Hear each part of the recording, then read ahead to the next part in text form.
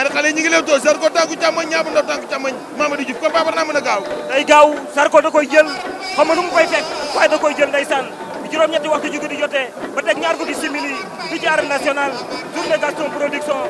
Zarko 15 combats 10 victoires 5 défaites Niang bu Ndaw 9 combats 8 victoires 1 défaite ndeysaan ñu ngi lewtoo ñoom ñaar Zarko moo leen féete ndeyjoor jiital tànku càmmoñ Niang bu Ndaw féete leen càmmoñ jiital tànku càmmoñ ñu ngi lewtoo ñoom ñaar Père Sara Bigué round d'observation.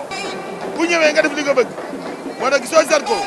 dal na Niang bu Ndaw dal na combat bi moo laaj lii Mamadou. na moytu mu këf ko de Père Sara Bigué Niang bu Ndaw ni mu taxawee na moytu Zarko këf ko de ñoom ñaar yëpp ay songkat lañu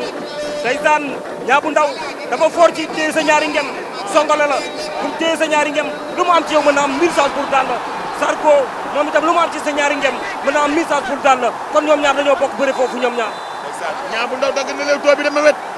léemu na ci baaraam yi ndeysaan Zarko touché na Niang bu Ndaw esquive daje nañ daw nañ daan na ko. daan na ko Zarko daan na ko. waxoon naa ko Père Sala bi daan na ko.